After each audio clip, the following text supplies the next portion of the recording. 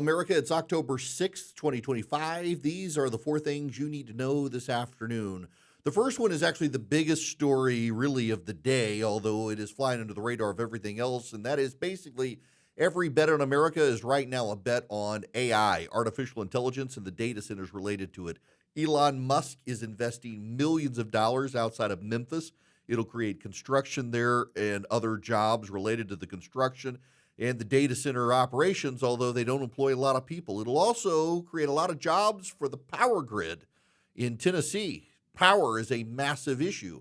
OpenAI and AMD are in a new deal to buy AMD chips for OpenAI. This comes after a deal with NVIDIA and OpenAI to build chips for ChatGPT. Sam, what's his name there, Altman, is just dating everybody in the chip business, it seems. I guess the ARM chips will be next. We'll see. But every major growth story in the United States right now involves AI data centers, not the rest of the economy. And that's the problem.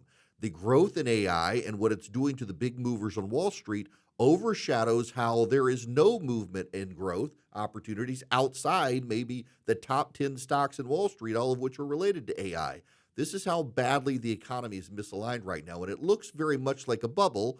But keep in mind, people still made money in a bubble, though a lot of people lost money in a bubble. If you want to make money in America right now, betting on AI is the way to go. But how long can it last? Particularly when companies are more and more vocally pointing out they're not seeing a return on investment in AI. Up next, farmers are not getting paid to put land in conservation programs with the federal government. Why? The government shutdown. 27 million acres of American land have been placed by farmers into conservation programs with the Department of Agriculture. Farmers are essentially paid to keep their land fallow for a certain period of time, up to 20 years in some cases. They plant vegetation on the land to grow and preserve the land and build nutrients for the land while taking it out of productive use for the farm. They get paid every year by the federal government to do that. With the federal government shut down, payments are supposed to be distributed October 15th. That is not going to happen, and it's going to really hurt American farmers as a result of the Democrats continuing to keep the government shut down.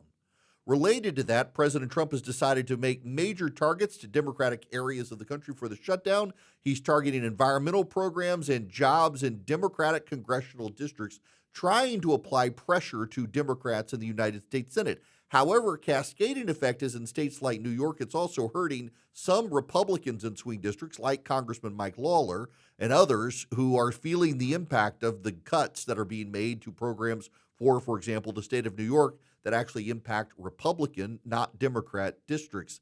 The president is hinting to the Democrats that after Russ Vought meets with Republicans on Wednesday on Capitol Hill, all of the major firings and cuts he's warned are coming will actually come.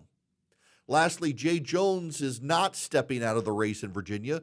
The man who privately wished for the assassination of the former Republican Speaker of the House and the murders of his two children, he's going nowhere. Now, you can't expect a sociopath to publicly withdraw from a race when privately he wishes death on his political opponents. The thing that really blows my mind in the situation, though, and the one that is just hard to wrap my head around, is Jay Jones said he wanted to put 2 bullets in the back of the speaker's head and kill his kids because the speaker had the audacity to say nice things about a Democrat at that Democrat's funeral.